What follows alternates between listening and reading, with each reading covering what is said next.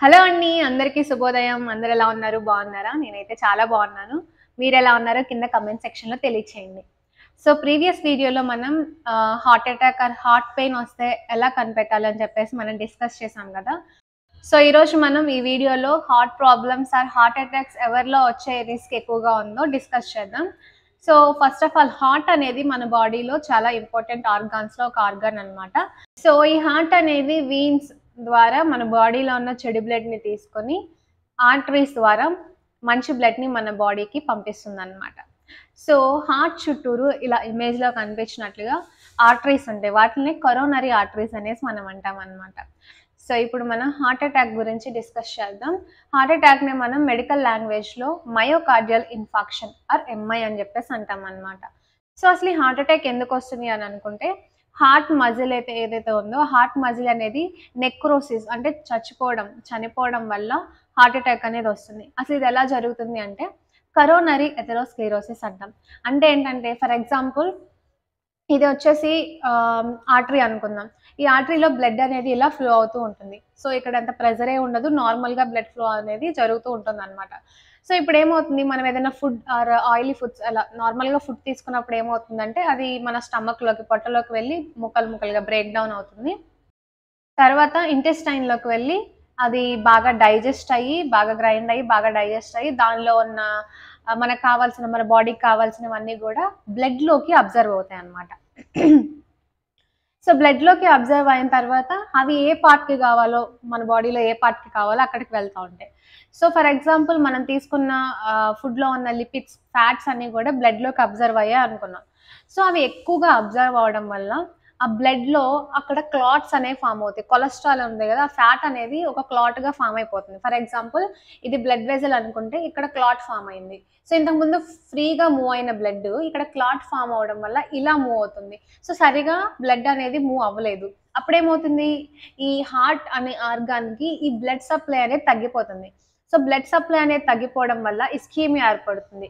So, ఇట్లా clot అనేది బాగా పెద్దగా అయిపోయి, అక్కడ ఆర్టరీ అనేది బ్లాక్ అయిపోయి, ఇంకసల బ్లడ్ సప్లై అనేది ఆ పార్ట్‌కి వెళ్ళట్లేదు. సో, వెళ్ళకపోవడం వల్ల నెక్రోసిస్ జరుగుతుంది. అంటే ఏంటి?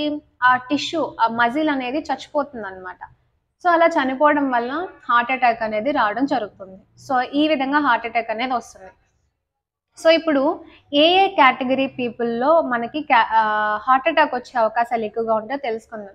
సో, ఈజీగా అర్థం అవ్వడానికి మనం 4 కేటగరీస్‌గా డివైడ్ చేసుకుందాం. సో, ఇప్పుడు ఫస్ట్ కేటగరీ పీపుల్ గురించి డిస్కస్ చేద్దాం. ఫస్ట్ కేటగరీ పీపుల్ ఎవరంటే, సో, ఈ కొన్ని కండిషన్స్ ఉన్న పీపుల్ వాళ్ళలో మనం మెడికేషన్స్ యూజ్ చేసి, ట్రీట్మెంట్ చేసి లేదా లైఫ్ స్టైల్ మోడిఫికేషన్స్ చేయడం వల్ల వాళ్ళలో హార్ట్ అటాక్ వచ్చే రిస్క్‌ని మనం కొద్దిగా తగ్గించొచ్చు. సో, వాళ్ళెవరు అంటే ఫస్ట్ వన్ ఎవరికైతే ఎల్‌డీఎల్ కొలెస్ట్రాల్ ఎక్కువుంటుందో అండ్ సెకండ్ వన్ ఎవరికైతే హెచ్‌డీఎల్ కొలెస్ట్రాల్ తక్కువుంటుందో. అసలు ఈ ఎల్‌డీఎల్ కొలెస్ట్రాల్, హెచ్‌డీఎల్ కొలెస్ట్రాల్ ఏంటి? సో, మన బాడీలో బ్యాడ్ కొలెస్ట్రాల్ ఉంటుంది, గుడ్ కొలెస్ట్రాల్ ఉంటుంది. సో, ఎల్‌డీఎల్ కొలెస్ట్రాల్ అనేది చెడు కొలెస్ట్రాల్ అన్నమాట. హెచ్‌డీఎల్ కొలెస్ట్రాల్ అనేది మంచి కొలెస్ట్రాల్ అన్నమాట. సో, ఎల్‌డీఎల్ కొలెస్ట్రాల్ అంటే చెడు కొలెస్ట్రాల్ మన బాడీలో ఎక్కువ అవ్వడం వల్ల heart attacks or heart problems వచ్చే అవకాశం అనేది ఉంటుంది. అలాగే మంచి కొలెస్ట్రాల్ తక్కువ అవ్వడం వల్ల గూడా heart problems or heart attack వచ్చే అవకాశము ఎక్కువగా ఉంటుంది. సో, వీళ్ళని ఎలా మోడిఫై చేయొచ్చు? మన బాడీలో ఉన్న ఎల్‌డీఎల్‌ని తగ్గించడానికి, హెచ్‌డీఎల్ పెంచడానికి మనం ట్రీట్మెంట్ ఉంటది. మెడికేషన్స్ ఉంటే అవి యూజ్ చేయొచ్చు. అదే విధంగా మనం మంచి డైట్ తీసుకోవడం వల్ల, లైఫ్ స్టైల్ మోడిఫికేషన్స్ చేసుకోవడం వల్ల గూడా ఈ ఎల్‌డీఎల్ కొలెస్ట్రాల్‌ని తగ్గించి, హెచ్‌డీఎల్ కొలెస్ట్రాల్‌ని మన బాడీకి కావాల్సిన లెవెల్స్‌కి పెంచుకుంటే heart attack or heart problems వచ్చే రిస్క్‌ని మనం తగ్గించొచ్చనమాట. సో, ఇంకా ఫస్ట్ కేటగరీలో ఎవరిలో రావచ్చు అంటే సిగరెట్ స్మోక్ చేసే వాళ్ళలో. సో, ఎవరైతే స్మోకింగ్ చేస్తారో వాళ్ళలో హార్ట్ అటాక్ వచ్చే రిస్క్ అనేది చాలా ఉంటుంది. సో, వీళ్ళు స్మోకింగ్ గనక ఆఫ్ చేయగలిగితే, స్మోకింగ్ ఆఫ్ చేసేస్తే వీళ్ళల్లో మనం heart attack or heart problems వచ్చే రిస్క్‌ని తగ్గించొచ్చు. సో, అలాగే ఫస్ట్ కేటగరీలో అథెరోజెనిక్ డైట్. అంటే ఎవరైతే ఎక్కువ ఫ్యాట్ కంటెంట్ ఉండే డైట్‌ని తీసుకుంటారో, ఫ్యాట్ ఎక్కువగా తీసుకుంటూ ఉంటారో, సో, వాళ్ళల్లో డైట్ చేంజెస్ అనేది చేస్తే గనక మనం హార్ట్‌కి సంబంధించిన ప్రాబ్లమ్స్ రాకుండా కాపాడొచ్చనమాట. లైక్ ఇప్పుడు ఎక్కువ బ్యాడ్ కొలెస్ట్రాల్ ఉన్న ఫుడ్ తీసుకున్నామనుకోండి, ఎల్‌డీఎల్ కొలెస్ట్రాల్ అనేది ఇంక్రీజ్ అయిపోతుంది. దానివల్ల కొలెస్ట్రాల్ ఇంక్రీజ్ అవ్వడం వల్ల ఏమవుతుంది? ఎథెరోస్క్లెరోసిస్ ఏర్పడుతుంది. అంటే ఆర్టరీస్‌లో ఫ్యాట్ అనేది డిపాజిట్ అయిపోయి, ప్లేక్స్ ఫార్మ్ అయిపోయి, బ్లడ్ ఫ్లో అనేది జరగదు ఆర్గాన్‌కి. దానివల్ల ఆ మజిల్ అనేది చనిపోయి హార్ట్ అటాక్ వచ్చే అవకాశం అనేది ఉంటుందన్నమాట. సో కాబట్టి ఇప్పుడు వరకు చెప్పుకున్న వాళ్ళలో ఎల్డిఎల్ కొలెస్ట్రాల్ ఎక్కువగా ఉన్న వాళ్ళు, హెచ్డిఎల్ కొలెస్ట్రాల్ తక్కువగా ఉన్న వాళ్ళు, డైట్ సరిగా ఫాలో అవ్వని వాళ్ళలో, ఎథెరోజెనిక్ డైట్ వాళ్ళలో, అలాగే సిగరెట్ స్మోకింగ్ చేసే వాళ్ళలో heart problems and heart attacks వచ్చే అవకాశాలు ఎక్కువగా ఉంటాయి కాబట్టి వీళ్ళల్లో మోడిఫికేషన్స్ చేయడం వల్ల మనం హార్ట్ ప్రాబ్లమ్స్ వచ్చే రిస్క్ని తగ్గించవచ్చు. అదేవిధంగా ఎల్విహెచ్ అంటారు, అంటే లెఫ్ట్ వెంట్రికులర్ హైపర్ట్రోఫీ. మన హార్ట్ గురించి చెప్పుకున్నాం కదా, హార్ట్లో మనకి 4 గదులు ఉంటాయి అనమాట. పైన 2 చిన్న చిన్న గదులు, కింద 2 పెద్ద గదులు ఉంటాయి అనమాట. పైన వాటిని ఏట్రియా అనేసి అంటాము, కింద వాటిని వెంట్రికల్ అంటాం అనమాట. 2 వెంట్రికల్ని వెంట్రికల్స్ అనేసి అంటాం. సో లెఫ్ట్ సైడ్ అంటే ఎడం వైపు ఉన్న వెంట్రికల్ కింద గదిలో ప్రాబ్లం వస్తుంది అనమాట. ఆ ప్రాబ్లంలో లెఫ్ట్ వెంట్రికులర్ హైపర్ట్రోఫీ అనేసి అంటారు. సో ఈ లెఫ్ట్ వెంట్రికులర్ హైపర్ట్రోఫీ ఉన్న వాళ్ళలో కూడా హార్ట్ అటాక్ వచ్చే అవకాశాలు ఎక్కువగా ఉంటాయి. సో వీళ్ళు సరైన ట్రీట్మెంట్ తీసుకోవడం వల్ల మనం ఆ రిస్క్ని, హార్ట్ అటాక్ వచ్చే రిస్క్ని తగ్గించవచ్చు. సో అదేవిధంగా థ్రాంబోజెనిక్ ఫ్యాక్టర్స్ అంటే ఏంటంటే మన బ్లడ్లో ఉండే క్లాటింగ్ ఫ్యాక్టర్స్ అనమాట. ఇప్పుడు మనకి ఏదైనా ఇంజురీ అయింది, ఏదైనా దెబ్బ తగిలింది అనుకున్నాం. సో ఆ బ్లడ్ అనేది బయటకు పోతూ ఉంటుంది. కొంచెం సేపటికి ఆ బ్లడ్ అనేది ఆగిపోతుంది, అంటే బ్లడ్ క్లాట్ అయిపోతుంది. సో ఆ బ్లడ్ క్లాట్ అవ్వడానికి, అలా బ్లడ్ ఆగడానికి థ్రాంబోజెనిక్ ఫ్యాక్టర్స్ అనేవి యూజ్ అవుతాయి. సో ఈ థ్రాంబోజెనిక్ ఫ్యాక్టర్స్లో ఏదైనా వేరియంట్స్ వస్తే దాని వల్ల కూడా బ్లడ్ అనేది లోపలే క్లాట్ అయిపోయి, లైక్ ఇందాడ కొలెస్ట్రాల్ క్లాట్ ఎలా ఫామ్ అయిందో అలాగే బ్లడ్ క్లాట్స్ అనేవి ఫామ్ అయిపోయి బ్లడ్ అనేది ఆర్గాన్కి అందకపోవడం వల్ల హార్ట్ అటాక్ వచ్చే అవకాశం అనేది ఉంటుంది. అలాగే ఫస్ట్ కేటగిరీలో ఫైనల్గా హైపర్ టెన్షన్, అంటే బీపీ ఉన్న వాళ్ళు, బీపీ ఎక్కువగా ఉన్న వాళ్ళలో కూడా heart problems and heart attacks వచ్చే అవకాశాలు ఎక్కువగా ఉంటాయి. సో మళ్ళీ చెప్తాను చూడండి, కేటగిరీ 1 పీపుల్. సో వీళ్ళు ఈ కండిషన్స్లో ఉన్న వాళ్ళని మనం మోడిఫై చేయడం వల్ల, అంటే సరైన ట్రీట్మెంట్స్ తీసుకోవడం వల్ల, లైఫ్ స్టైల్ మోడిఫికేషన్స్ చేయడం వల్ల వీళ్ళలో హార్ట్ అటాక్స్ రాకుండా మనం కాపాడగలం. సో వాళ్ళు ఎవరెవరు అంటే బ్యాడ్ కొలెస్ట్రాల్, ఎల్డిఎల్ కొలెస్ట్రాల్ ఎక్కువ ఉన్న వాళ్ళు, హెచ్డిఎల్ గుడ్ కొలెస్ట్రాల్ తక్కువ ఉన్న వాళ్ళు, ఎథెరోజెనిక్ డైట్ సరిగా తీసుకొని వాళ్ళల్లో మంచి డైట్ ఇప్పించి, అలాగే సిగరెట్ స్మోకింగ్ చేసేవాళ్ళు, ఎల్విహెచ్ లెఫ్ట్ వెంట్రికులర్ హైపర్ట్రోఫీ ఉన్న వాళ్ళు, అదేవిధంగా హైపర్ టెన్షన్ ఉన్న వాళ్ళు, అలాగే థ్రోంబోజెనిక్ ఫ్యాక్టర్స్లో వేరియేషన్స్ ఉన్న వాళ్ళు. సో ఈ కేటగిరీ పీపుల్ని మనం లైఫ్ స్టైల్ మోడిఫికేషన్స్ అలాగే మంచి మెడికేషన్స్ ట్రీట్మెంట్ ఇప్పించి హార్ట్ అటాక్ రాకుండా మనం సేవ్ చేయొచ్చు అనమాట. సో ఇప్పుడు సెకండ్ కేటగిరీ పీపుల్. ఈ కేటగిరీ పీపుల్లో మనం వాళ్ళకి కొద్దిగా హెల్ప్ చేసి కొద్దిగా రిస్క్ని తగ్గించవచ్చు. మరి పూర్తిగా రిస్క్ తగ్గించలేము, బట్ కొద్దిగా రిస్క్ని మాత్రం మనం తగ్గించగలం అనమాట. సో వాళ్ళు ఎవరు అంటే డయాబెటీస్ మెలిటస్, అంటే డయాబెటీస్ ఉన్న వాళ్ళు అనమాట. మనకు తెలుసు కదా, ఈ మధ్య మనకి చాలా మందిలో డయాబెటీస్ని చూస్తున్నాం. సో ఈ డయాబెటీస్ ఉన్న వాళ్ళల్లో కూడా హార్ట్ అటాక్స్ వచ్చే ప్రాబ్లం ఎక్కువగా ఉంటుంది. సో ఈ డయాబెటీస్ ఉన్న వాళ్ళు కరెక్ట్గా ఇన్సులిన్ ఆర్ మెడికేషన్స్ తీసుకొని లైఫ్ స్టైల్ మోడిఫికేషన్స్ అనేది చేసుకోవడం చాలా ఇంపార్టెంట్ అనమాట. అంటే ఫ్యాట్ కంటెంట్ తక్కువ ఉన్న ఫుడ్ని తీసుకోవడం, షుగర్ కంటెంట్ తక్కువ ఉన్న ఫుడ్ని తీసుకోవడం, అలా మెయింటైన్ చేయడం వల్ల డయాబెటీస్ ఉన్న వాళ్ళలో కూడా హార్ట్ ప్రాబ్లమ్స్ మనం కొద్దిగా తగ్గించవచ్చు. అదేవిధంగా ఫిజికల్ ఇన్యాక్టివిటీ, అంటే ఫిజికల్గా ఏ యాక్టివిటీ చేయకుండా, లైక్ ఏ పని చేయకుండా ఊరికి అలానే కూర్చుని ఉంటారు కదా, సో వాళ్ళల్లో హార్ట్ అటాక్స్ వచ్చే అవకాశం చాలా ఉంటుందన్నమాట. సో వీళ్ళు కొద్దిగా లేచి వాళ్ళ పనులు వాళ్ళు చేసుకుంటూ చిన్న చిన్న ఎక్సర్సైజెస్ చేసుకుంటూ ఉంటే వాళ్ళలో heart problems or heart attack వచ్చే రిస్క్ని మనం తగ్గించవచ్చు. అలాగే బ్లడ్లో ఇంక్రీజ్డ్ ట్రైగ్లిసరైడ్స్ ఎక్కువగా ఉన్న వాళ్ళలో, అంటే అవి కూడా ఒక ఫ్యాటీ సబ్స్టెన్సెస్ అనమాట. సో అవి ఎక్కువగా ఉండటం వల్ల కూడా అఫ్కోర్స్ ఏమవుతుంది, ఫ్యాటీ సబ్స్టెన్సెస్ ఎక్కువ ఉండటం వల్ల ఫ్యాట్ అనేది క్లాట్ అయిపోయి బ్లడ్ ఫ్లో అనేది తగ్గిపోతుంది. సో ఈ ట్రైగ్లిసరైడ్స్ ఎక్కువ ఉన్న వాళ్ళలో కూడా మెడికేషన్స్, అవి తగ్గడానికి మెడిసిన్స్ ఉంటాయి, అవి యూస్ చేసి మంచి డైట్ని మెయింటైన్ చేయడం వల్ల హార్ట్ అటాక్ని మనం వీళ్ళలో రాకుండా మనం సేవ్ చేయొచ్చు. మాల్డెన్స్ ఎల్డిఎల్ అనేది బ్లడ్లో ఎక్కువైపోవడం వల్ల, అంటే ఇదేం చేస్తుందంటే ఫ్యాట్ పార్టికల్స్ని ట్రాన్స్పోర్ట్ చేస్తూ ఉంటుంది. సో ఇది ఎక్కువైపోవడం వల్ల కూడా ఎల్డిఎల్ ట్రైగ్లిసరైడ్ లెవెల్స్ అనేవి ఇంక్రీజ్ అవుతాయి, అందువల్ల హార్ట్ ప్రాబ్లమ్స్ వచ్చే అవకాశం అనేది ఉంటుంది. అలాగే ఒబెసిటీ, అంటే బాగా లావుగా ఉన్న వాళ్ళలో heart attacks and heart problems వచ్చే రిస్క్ అనేది చాలా ఉంటుంది. సో బాగా లావుగా ఉన్నారు, ఫ్యాట్ కంటెంట్ ఎక్కువ ఉందంటే అఫ్కోర్స్ ఫ్యాట్ అనేది బ్లడ్లో డిపాజిట్ అయ్యి అథెరోస్క్లెరోసిస్ వచ్చి వాళ్ళకి heart attacks and heart problems వచ్చే అవకాశం ఉంటుంది. సో వీళ్ళల్లో కొద్దిగా మోడిఫికేషన్ చేయడం వల్ల కొంచెం హార్ట్ అటాక్ వచ్చే రిస్క్ని మనం తగ్గించవచ్చు. సో ఇది సెకండ్ కేటగిరీ. సో ఇప్పుడు థర్డ్ కేటగిరీ పీపుల్ అనమాట. ఈ థర్డ్ కేటగిరీ పీపుల్లో heart attack and heart problems వచ్చే రిస్క్ చాలా ఎక్కువగా ఉంటుంది. మేబీ కొంచెం మోడిఫై చేసి రిస్క్ తగ్గించవచ్చు ఏమో వీళ్ళలో. సో వాళ్ళు ఎవరు అంటే సైకోసోషియల్ ఫ్యాక్టర్స్, వాళ్ళలో సైకో సోషల్ ఫ్యాక్టర్స్ అంటే సైకలాజికల్‌గా, సోషల్‌గా వాళ్ళు సరైన ఎన్విరాన్మెంట్‌లో వాళ్ళు లేకపోవడం, వాళ్ళకి మెంటల్ స్ట్రెస్ ఎక్కువగా ఉండటం, సోషల్‌గా వాళ్ళు ఎవరితో కలవకుండా లోన్‌లీగా ఉండేవాళ్ళు, వీళ్ళల్లో heart problems and heart attacks వచ్చే అవకాశం ఎక్కువగా ఉంటుందన్నమాట. అలాగే లిపోప్రోటీన్ మన బాడీలో మన బ్లడ్‌లో లిపోప్రోటీన్ అనేది ఎక్కువైపోవడం వల్ల గూడా హార్ట్ అటాక్ వచ్చే అవకాశం ఉంటుంది. అసలు ఈ లిపోప్రోటీన్ అంటే ఏంటి? సో, ఈ లిపోప్రోటీన్ అంటే ఏంటంటే, ఇది గూడా ఒక టైప్ ఆఫ్ ప్రోటీన్. అది మన బాడీలో ఉన్న కొలెస్ట్రాల్‌ని ట్రాన్స్‌పోర్ట్ చేస్తూ ఉంటుంది బ్లడ్‌లో. సో, ఈ లిపోప్రోటీన్ లెవెల్స్ ఇంక్రీజ్ అవ్వడం వల్ల గూడా ఈ ఫ్యాట్ క్లాట్ అయిపోవడం, ప్లేక్స్ ఫార్మ్ అవ్వడం లాంటివి జరుగుతుంది ఆర్టరీస్‌లో. బ్లడ్ ఫ్లో అనేది తగ్గిపోయి heart problems and heart attacks వచ్చే అవకాశం అనేది ఉంటుందన్నమాట.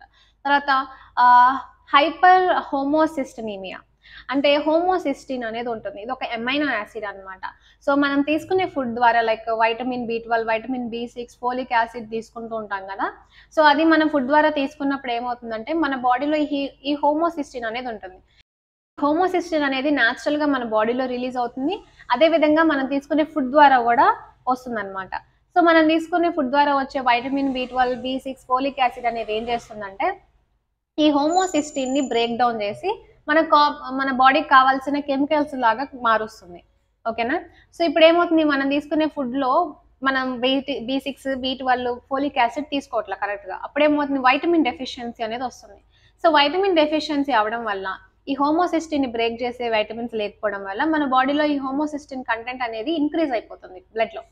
సో, అలా ఇంక్రీజ్ అవ్వడం వల్ల ఏమవుతుంది అంటే డిమెన్షియా రావడం, స్ట్రోక్స్ రావడం లాంటివి జరుగుతాయన్నమాట. వీటిని సరిగ్గా ట్రీట్మెంట్ చేయకపోతే. ఫర్ ఎగ్జాంపుల్ వైటమిన్ డెఫిషియన్సీ ఉందని తెలిసినప్పుడు మంచిగా వైటమిన్స్ తీసుకుంటే, మనం మంచిగా ట్రీట్మెంట్ తీసుకుంటే హార్ట్ ప్రాబ్లమ్స్ అండ్ స్ట్రోక్స్ వచ్చే అవకాశం ఉండదు. సో, ఇది ట్రీట్మెంట్ చేయకుండా లాంగ్ టైమ్ అలా వదిలేయడం వల్ల heart problems and heart attacks వచ్చే అవకాశం అనేది ఉంటుందన్నమాట. సో, తర్వాత ఆల్కహాల్ ఎక్కువగా తీసుకునే వాళ్ళల్లో heart problems and heart attacks వచ్చే అవకాశం ఉంటుందన్నమాట. సో, ఫర్ ఎగ్జాంపుల్ బాగా ఆల్కహాల్ తీసుకొని స్టాప్ చేసినా గూడా, ఈ హార్ట్ ప్రాబ్లమ్స్ వచ్చే రిస్క్ మాత్రం మనం కొద్దిగానే తగ్గించగలం. సో, ఆల్కహాల్ అనేది స్టాప్ చేసేయాలి.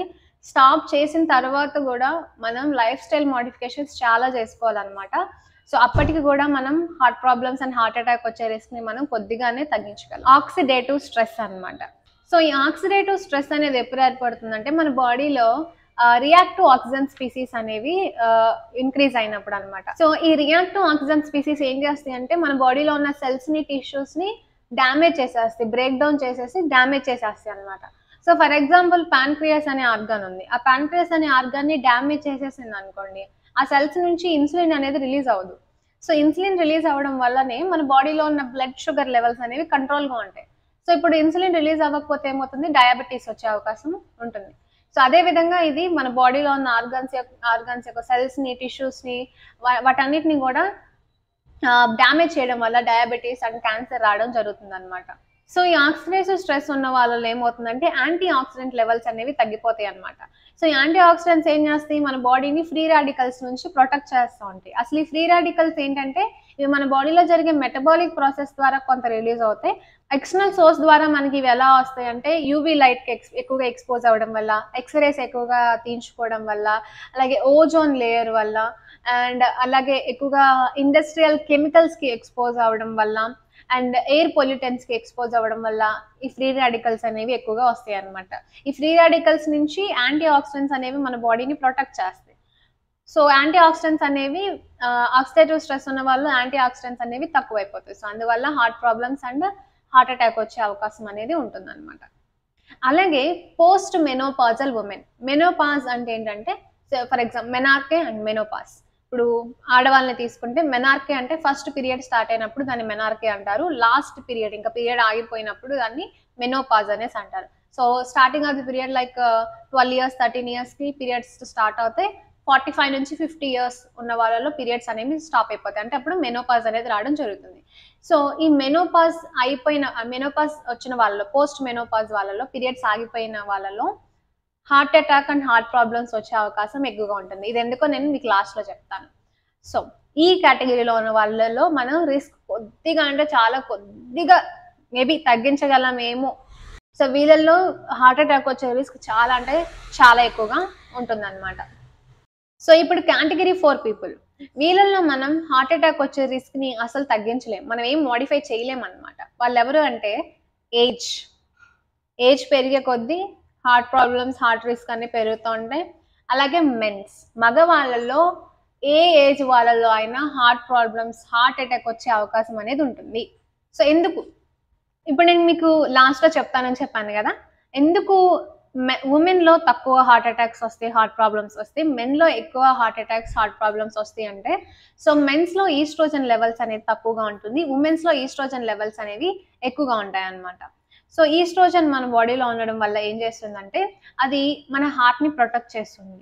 సో 2 టైప్స్గా పనిచేస్తుంది అనమాట. ఫస్ట్ ఏంటంటే మన బాడీలో రియాక్టివ్ ఆక్సిజన్ స్పీసీస్ అని ఇందాక చెప్పుకున్నాం కదా, సో మన బాడీలో రియాక్టివ్ ఆక్సిజన్ స్పీసీస్ అవి ఫామ్ అవ్వకుండా ప్రివెంట్ చేస్తుంది. సెకండ్ ఏం చేస్తుంది అంటే, ఒకవేళ ఎక్సెస్ ఆర్ఓఎస్ మన బాడీలో ఆల్రెడీ ఉన్నాయి అనుకున్నాం, అప్పుడు ఈస్ట్రోజన్ ఏం చేస్తుందంటే మన బ్లడ్లో నుంచి ఆ ఆర్ఓఎస్ని స్వీప్ అవుట్ చేసేస్తుంది అనమాట. సో మన బ్లడ్ని క్లీన్ చేసేస్తుంది. సో అందువల్ల హార్ట్ ప్రాబ్లమ్స్ అనేవి రావు. సో ఈ ఈస్ట్రోజన్ లెవెల్స్ ఎవరిలో ఎక్కువగా ఉంటాయి, ఉమెన్లో ఎక్కువగా ఉంటాయి. ఉమెన్లో ఎప్పుడు ఎక్కువగా ఉంటాయి అంటే రీప్రొడక్టివ్ ఏజ్లో ఎక్కువగా ఉంటాయి. ఫర్ ఎగ్జాంపుల్, ఎప్పుడైతే మెనార్కే స్టార్ట్ అయిందో అప్పటి నుంచి మెనోపాజ్ వరకు, ఫస్ట్ పీరియడ్ నుంచి లాస్ట్ పీరియడ్ వరకు ఈ మధ్య రీప్రొడక్టివ్ ఏజ్లో ఈస్ట్రోజన్ లెవెల్స్ అనేవి మన బాడీలో మంచిగా పుష్కలంగా ఉంటాయి. కాబట్టి ఆ ఏజ్లో heart problems and heart attacks వచ్చే అవకాశాలు చాలా చాలా చాలా తక్కువగా ఉంటాయి. సో ఎవరైతే ఒబేసిటీ ఉన్నారో, ఎవరైతే డయాబెటీస్ మెలిటస్ ఉందో, ఎవరికైతే లైక్ ఈస్ట్రోజన్ లెవెల్స్ అనేవి తక్కువగా ఉన్నాయో వాళ్ళలో మాత్రమే హార్ట్ ప్రాబ్లమ్స్ వచ్చే అవకాశం ఉంటుంది. సో పోస్ట్ మెనోపాజల్ అంటే ఏంటంటే పీరియడ్స్ ఆగిపోయిన తర్వాత ఏమవుతుందంటే ఈస్ట్రోజన్ లెవెల్స్ అనేవి తగ్గిపోతాయి. సో అప్పుడు హార్ట్ ప్రాబ్లమ్స్ వచ్చే అవకాశం అనేది ఉంటుందన్నమాట. సో మెన్స్లో ఈస్ట్రోజన్ లెవెల్స్ అనేది తక్కువగా ఉండటం వల్ల హార్ట్ ప్రాబ్లమ్స్ వచ్చే అవకాశం అనేది ఎక్కువగా ఉంటాయి. సో మెన్స్లో ఏ ఏజ్లో అయినా హార్ట్ ప్రాబ్లమ్స్ వచ్చే అవకాశం, రిస్క్ అనేది చాలా ఉంటుంది. కాబట్టి సో ఈ హార్ట్ ప్రాబ్లమ్స్ని, హార్ట్ అటాక్ని ప్రివెంట్ చేయాలి అంటే మనం లైఫ్ స్టైల్ మోడిఫికేషన్స్ కరెక్ట్గా చూసుకోవాలి.